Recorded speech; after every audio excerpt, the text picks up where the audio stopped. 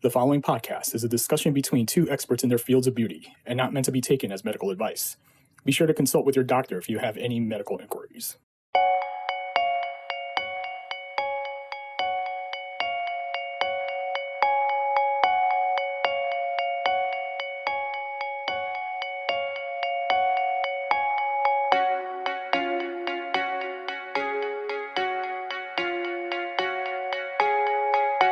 We're talking about allergies today, and allergies is not something I specifically deal with, but I tangentially deal with in my office because I'm dealing with the nose, and almost everyone's nose is going to have inflammation and irritation and things of that nature. And so many patients ask me, why do I have a runny nose, either before or after rhinoplasty?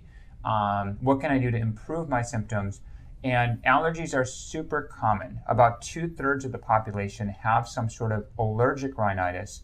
And if you look at rhinitis in general, rhinitis means inflammation of the nose, I think almost everyone's going to have some sort of inflammation. So we're going to talk about some things we call like little life hacks or biohacks that I recommend for my patients to do, either patients who are post-surgery or pre-surgery or just anyone with inflammation in their nose. And these are things that we have found that help with your nose. So I'm joined here today by Anil. And Anil, we are going to be just asking some questions. So you ask me the questions, and if you have questions along the way too, you'll be like the regular listener or viewer. Okay, sounds good. All right, first question is, how can I tell if I'm having issues with allergies versus a cold versus, say, COVID? Okay, so that's a great question and a super relevant question right now because we're worried about colds, COVID, and allergies. And, so the first thing is, with COVID, there are specific symptoms, kind of indicative of that. And so if you have a fever, in general, you might have a cold and you might have COVID, but you're less likely to have allergies as the primary cause of that fever. So if you have a fever, you're not feeling well, you feel sick, typically feeling sick, just kind of overall general malaise, you might have a cold or you might have COVID. If you lose your sense of smell, well, all of those can check the box. Mm-hmm. If you lose your sense of taste, all of those can check the box. If you have a cough, all of those can check the box. So in general, if you're not feeling well, meaning like you feel sick, you have a little grade fever, and these are symptoms you normally don't have, you have to think of yourself as having some sort of viral infection. If you have allergies and you say, hey, guess what, I'm having a runny nose and I always lose my sense of smell and taste, well, more than likely you have allergies, but if you're not certain right now, there's a lot of these rapid testing items available for COVID, PCR, nasal swabs. The big caveat we have with these tests is they're not super accurate, and we have some patients who sometimes they're clearly, clearly someone who may have had COVID, you're going to probably repeat that test. But if you're not certain, you can always get a COVID test, but just be aware that they're at best, even though they say 90% of accuracy, they're not really that accurate. Okay. All right. Next question. Can my sinus problems be caused by my allergies? For sure. Your sinus problems can be caused by allergies because allergies, what they do, most people who have allergies, and Anil, you have allergies sometimes? Yeah, I have daily allergies, and then I have allergies because of my cat. Okay, so we're going to dive into what things we can do. So can my sinus problems, and do you ever get sinus pain or pressure? No pain, a little pressure, but yeah. And let's think about the anatomy here. So when you have allergies, what happens is your inside of your nose, it swells up. Mm-hmm. Sometimes you try to blow your nose, but nothing comes out, correct? Mm-hmm. And so we have these things called sinuses, and the sinuses are located, they're like these little empty spaces kind of above our eyes, not where our brain's at. There are different spaces than that, in our cheeks and kind of throughout our nose. And they can actually cause discomfort if they're blocked up. And what's going to block it up? Inflammation. Mm-hmm. So if you have inflammation from either allergies or other things, you can have problems or issues with your sinuses. And that sinus basically was caused by the inflammation from the allergy. Okay. All right. Can a rhinoplasty fix or cure my allergies? Super common question. So someone comes in and says, I'm sick of having this runny nose. I'm sick of being allergic to dust. Let's do surgery to fix it. But as we know, if your body, let's say with your cat, what's happening with the cat is your whole body. It's not just your nose, but that's the part that we can manifest. It's your nose, your eyes maybe get a little runny. So every little cell, when the allergen comes near it, it's going to create a release of histamine. And histamine causes, that's why we take these pills called antihistamines. And all of that's going to create this swelling and discomfort, and your body's having a reaction to that. Just because you do surgery, the surgery does not prevent you from having allergies. You're still going to be allergic to it. It might give you a little bit more room in your airway, so when it does swell up, you won't have quite as severe symptoms with your allergies. Okay.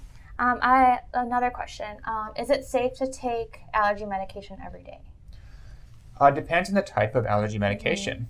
So there's different types of allergy medications. In general, if you're taking allergy medications every day, let's just kind of dial things back and say, okay, what can I do to treat my allergies? If you take a medication every day, common sense tells us that it's going to become less and less effective. Okay. And what causes our allergies? So in your case, your cat. My cat. So let's try to figure out what's causing your allergies. So we have your cat, and where does your cat sleep? He sleeps in the living room. I kick him out of my room. Kick him out of your room. How about during the day? During the day, I leave my room open, so he's like in and out. Okay. So we're going to talk about some things that you can do to do that. And do you have anything running? As of a month ago, let's say 1 month ago, did you have any air filters going in your room, or just kind of let it run? Just kind of, let him be. Okay. So let's go. These are kind of a list we've kind of compiled. So I'm going to kind of go through each one of these things. So we're going to pretend Anil is kind of this classic patient. Actually, Anil's had a procedure done on her nose. She has a cat. And do you have a runny nose right now? It's not too bad, but it is a little bit congested. All right. So this is what patients say. So these are some tips you can do to kind of mitigate your symptoms. So we know the allergies are caused, in Anil's case, most likely by her cat.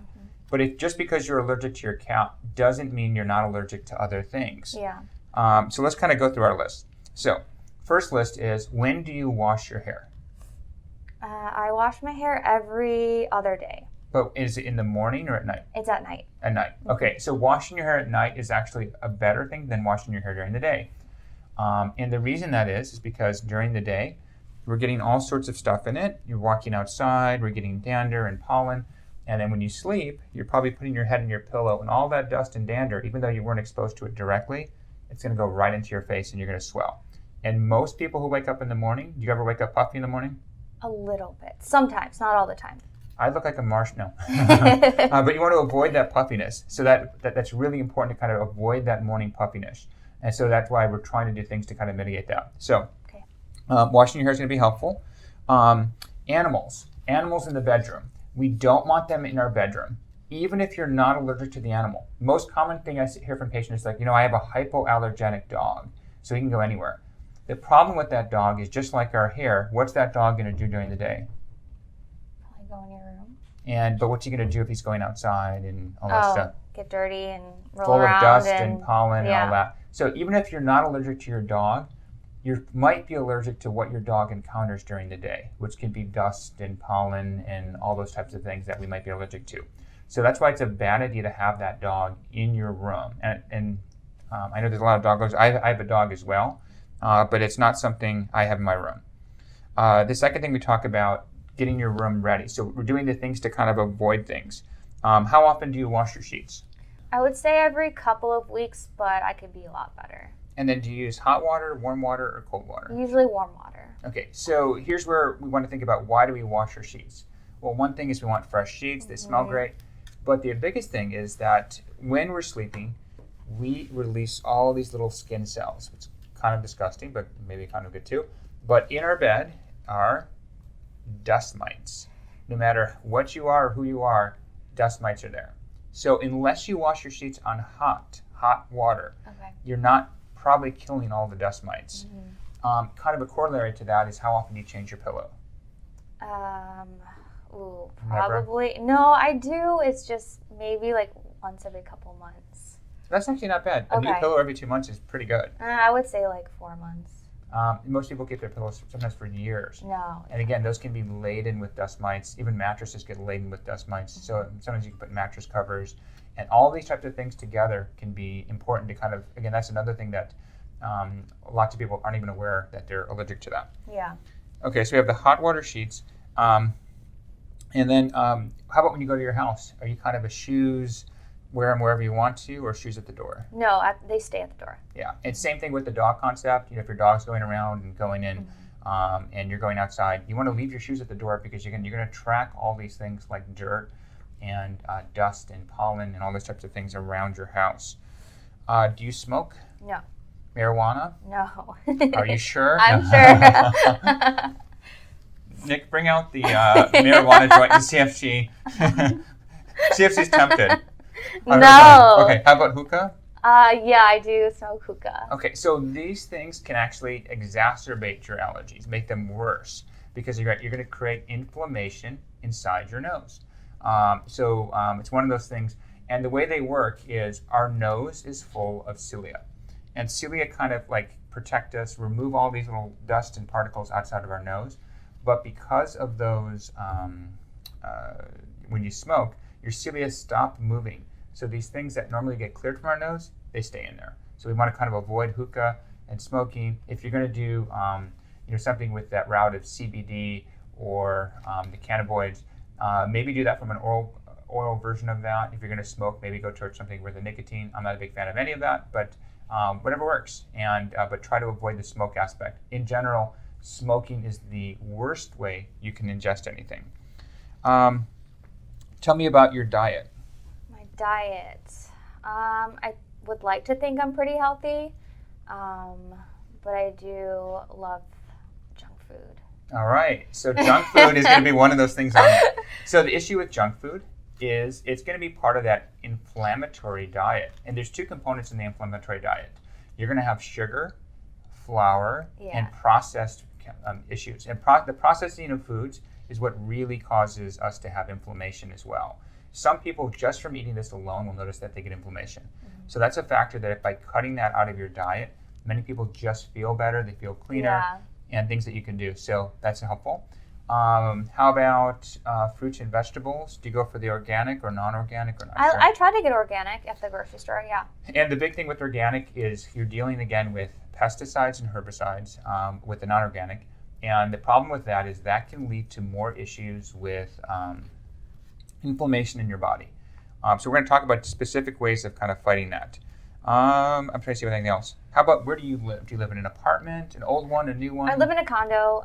It's not that old. It's maybe about, I want to say like the building is probably 8 years old. Yeah. Any issues with mold, smells, water damage, water spots anywhere? Nope. Great. Not at all. And we want to make sure that mold is a super common cause of inflammation in our body, inflammation in our nose. So we always want to check for those types of things as well.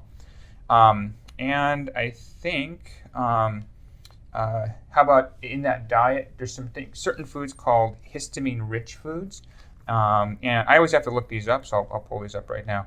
But in that histamine-rich food thing, foods that contain histamine. So we're trying to avoid the release of histamine, but some people feel that certain foods like fermented foods, alcohol, avocados, eggplant, spinach, processed or smoked meats, shellfish, and aged cheese all have a lot of histamine in it. So if you're noticing these severe allergy symptoms, by giving your body less fuel or less histamine, your responses can be a little bit less. Any of those check marks for you? Yeah, I eat a lot of avocados, so maybe I should cut back on that.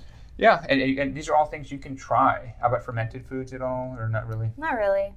Eggplant, spinach, shellfish? Spinach, yeah. Seafood, yeah. Okay. So, and again, it doesn't mean that, and on the seafood thing, it's really the shellfish component is the part. So kind of figuring out what to do. So some people are like, okay, so I'm going to avoid all these things. I'm going to wash my sheets. I'm going to change my pillowcases, but I still have allergies. This is super frustrating. Now what do I do? Okay, so the first thing is most of the time with allergies, the allergies that at least we're talking about come from the air. So the obvious statement is, let's clean our air, let's monitor our air. There's a monitor called IQ Visual, IQ Air is what I have in my house. I don't get a thing, sponsors everything from them. But IQ, so I monitor my air quality. And you can kind of tell how the overall air quality is in your room just by looking at the number. And it'll tell you how many parts per 1,000 are actually in, actually it's parts per million. It's called Air Visual, IQ Air. and it uses US AQI as their symptom, as their sign. And so it'll actually measure your air quality index. And the air quality index right now in Chicago, it's 46. But in my bedroom right now, it's 4. So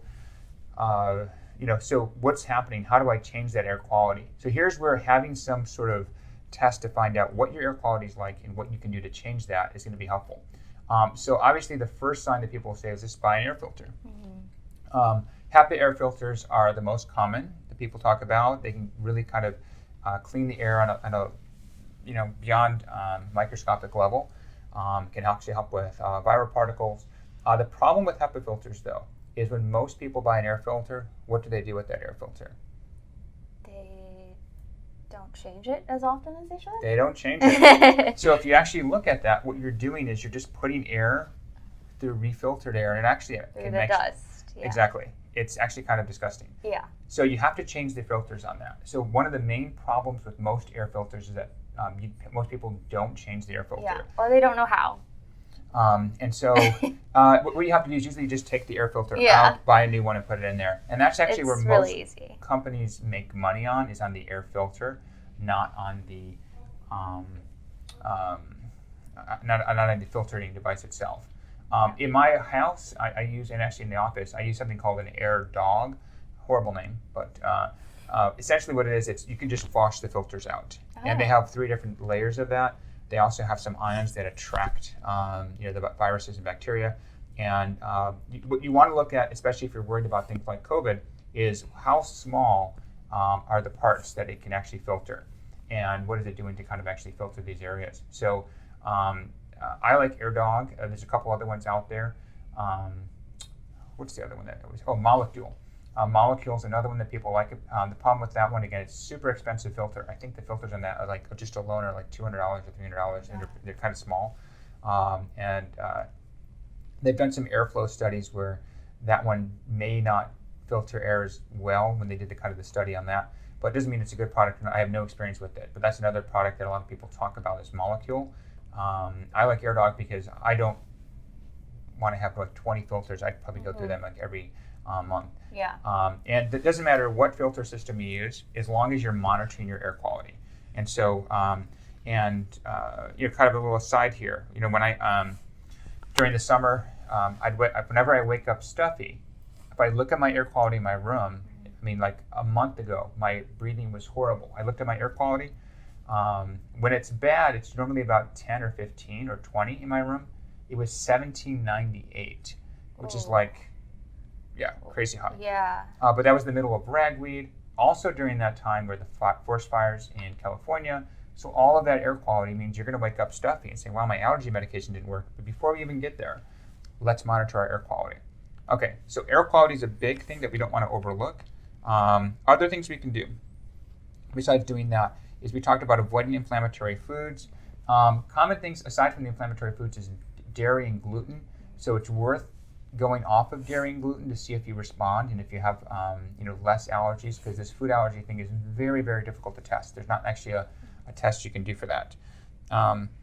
Aside from that, other treatments you can go into are going to be, do you ever try essential oils? Yeah. Mm-hmm. I have like a little diffuser in my room. What oils do you put in there? I like lemongrass and lavender. But I don't know if they do anything. If you're supposed to treat allergies, eucalyptus and peppermint are 2 that they talk about. I have those. So supposedly that opens up your airway. We actually have it for our patients post-rhino. We're not doing it now because of COVID. But post-rhino, we like eucalyptus because it kind of opens up your airway a little bit. So that's something you can consider using at night to kind of help with that and help with allergies. Awesome. Other things out there, aside from that, we have the low histamine diet. Some people talk about local honey. And the way that works is go to a farmer's market, don't get the honey. If you live in Illinois, don't get your honey from Washington or vice versa. And the reason is that because the bees are going to actually collect all of those things on a microscopic level, and it's going to go into the honey. So if you take this small amount of local honey, theoretically it can build up your resistance to these allergies, and you can have less of a response to that. And then on that list as well, some people talk about supporting your liver. And people are like, why would I want to support my liver for allergies? And the reason is because when you're dealing with inflammation, your liver really has to go into high gear. And this is especially with herbicides and pesticides and things of that nature. So that's something you can kind of look at and say, hey, let's really get my liver into good health. So things that are rich in glutathione, liver-supporting types of supplements are especially helpful. So really trying to do that. And that also goes into that thing of alcohol. Not only is it histamine rich, it can affect your liver and actually make your allergies worse. Okay. And then kind of some non-medication, if you're going to go that route, we'll go into the medication in a little bit.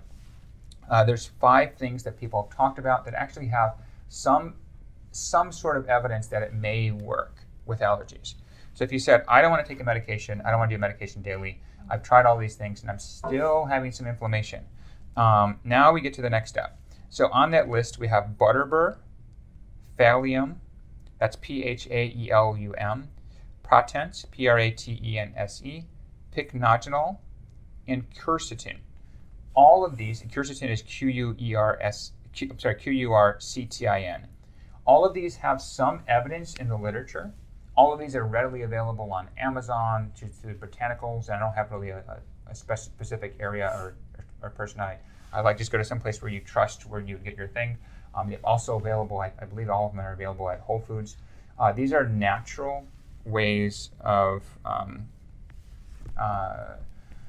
treating your allergies. And you may notice an improvement, you may not notice an improvement with that. I think the data on this is mixed. So if you don't want to take an antihistamine, don't want to take nasal steroids, which we'll talk about next, it's worth trying these sort of natural remedies. And so all of those elements can help with your allergies on some level.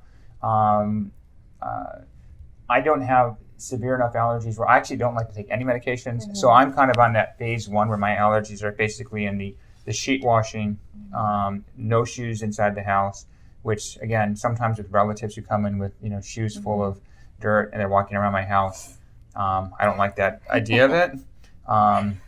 And don't play that to my relatives. And the part of it just really keeping my air on tune. And so if all that's together, I'm usually going to be pretty on top of my allergies. So I don't have a ton of experience myself with any of the naturopathic remedies. But from talking to some patients who've taken them, I think there's a mixed bag on that. Some help, some don't. If we're going a step beyond that, now we're going to go into the medication route. And the medication route is going to be kind of the traditional allopathic treatment for allergy. So we've done the avoidance and kind of avoidance with an extra layer. On that level is going to be antihistamines. The reason patients don't like to take antihistamines, and you've taken them, why don't you like to take them? Sometimes I just feel like they don't even work, to be honest. Like I'll take one and then it'll work for a little while, and then throughout the day I'll get my allergies back. And there might be some overuse of that. Yeah. Sometimes you get some resistance to that. Sometimes you could still have so much exposure to other things that your body's still releasing histamine. And then the other area with that is going to be, other factor. Most patients don't like it because they can feel a little sleepy too. I'm not sure if you feel sleepy. A little bit, just a little bit. So I don't like it because, again, I feel like I'm super, super aware of how I feel cognitively. And so if I have any decline in the way I feel or perform, I don't want to take it. And so for me, because my symptoms are so mild, I don't like taking antihistamines. That being said, they're kind of the tried and true way of treating allergies. And there's kind of a selective and non-selective type of antihistamine. There's Benadryl, which is the old-fashioned one, which is kind of a non-selective antihistamine. It just stops everything that's an H1. It's basically a non-selective H1 blocker. And then you have your things like Allegra and Zyrtec.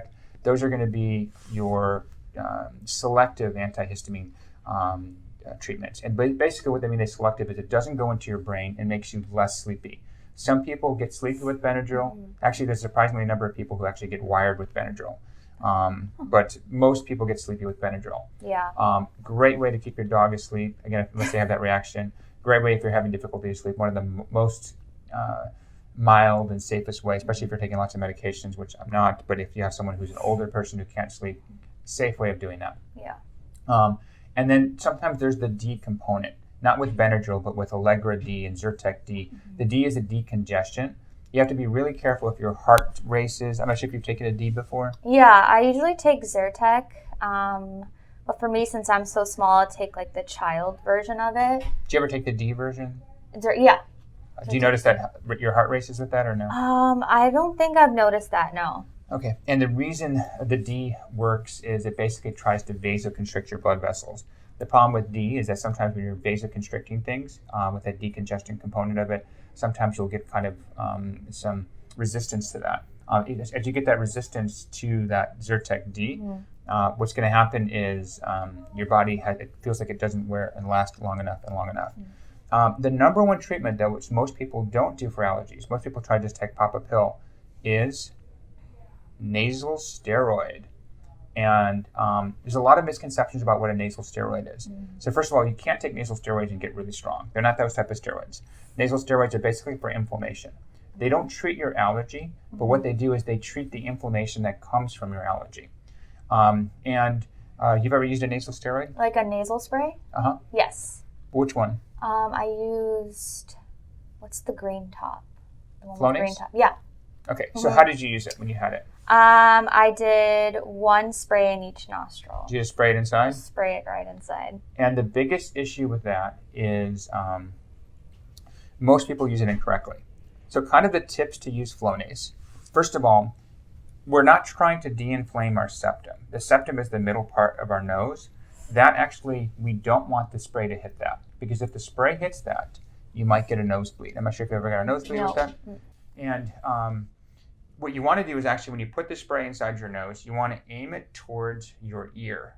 And that's because there's two little structures there called the turbinates. And the turbinates are what causes most of the inflammation with allergies. So that's the part, if you put the spray there, you can actually decongest your nose. The misconception with nasal steroids, that they work right away. They don't. It takes them up to 4 to 6 weeks to actually start to work. This is that gradual de-inflammation. This is opposed to something called Afrin. And Afrin works right away. So people love that spray. The problem with Afrin? What? Why don't we do the quick fix? Because the problem with Afrin is if you use this spray, it works less effectively. The first time it works 12 hours, then 6 hours, then 4 hours, then 2 hours, then 1 hour, then 30 minutes, and people get addicted to it. There's actually a medical condition called rhinitis medicamentosa. And Afrin can actually destroy the lining of your nose. If you use it once or twice, you're going to be okay. But if you use it every day, multiple times a day, you're at risk for putting a hole in the lining of your nose. So you want to be very, very careful with that. So Flonase is safe as long as you point it towards your ear.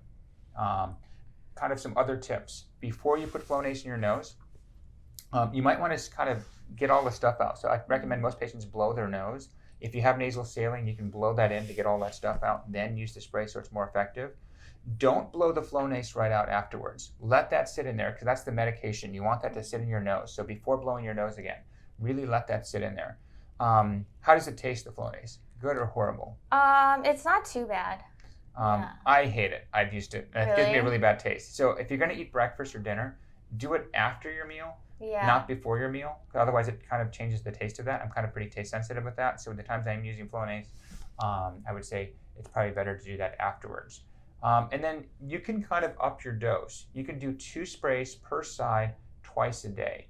And again, once you are kind of through that allergy part, so if you're, let's say, you're allergic to ragweed, which is kind of more of a fall thing, versus grasses, which is more of a spring thing, if you know your seasons, that's when you might want to put on that extra arm of an antihistamine or putting on a Flonase. And then when you're out of your busy time of allergy, when you're going to be more likely to be affected, try taking those arms off and going with just kind of the minimal therapies like we're talking about in the avoidance.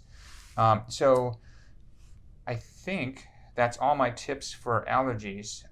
One other tip, which I think is kind of interesting, is if you do get allergies and you notice there's pressure in your nose, there's a little thing you can do to get rid of that someone talks about that can actually help improve that besides nasal saline and besides nasal steroids. You know what it is? I don't. What is it? I'll give you a hint. Okay. You know what it is? No. I'll give you one more hint. It's like, you're scaring me now. So what it is if you actually hum, people find that humming actually vibrates your sinuses. So some people find that, so in some of the meditation chants, especially things that are heavy in vowels, you can actually vibrate your sinuses and actually break that up and break up some of the things that are in your sinuses. It doesn't mean people are going to the hospital and say, I want you to hum Mary Had a Little Lamb 50 times. But it is something to be said that some of the meditation chants, they do use that. And even in the, for our Catholic patients out there, the Hail Mary has a lot of vowels in it. Again, can maybe talk about why those sinuses might clear up a little bit if you're going to church. So, all right. So a lot of stuff here on allergies. We just kind of touched the tip of the iceberg here, but kind of the big point over here is have a healthy lifestyle. Really avoid these things that aren't healthy for us, because sometimes it makes that full circle on us. Try some of these tips before jumping into the medications, and if you're not doing great with those tips, jump into the medication route. And if you're still not doing good, then that's where we have doctors who specialize in allergies called allergists, and they can run a panel of tests on you. They don't test everything, but what they can do is find out what you might be allergic to and talk into some other therapies, including allergy shots, which will hopefully have an allergist on our podcast soon. Thanks for listening, and if there's any more comments, just leave them below. That's a horrible way of saying it. Thanks, guys.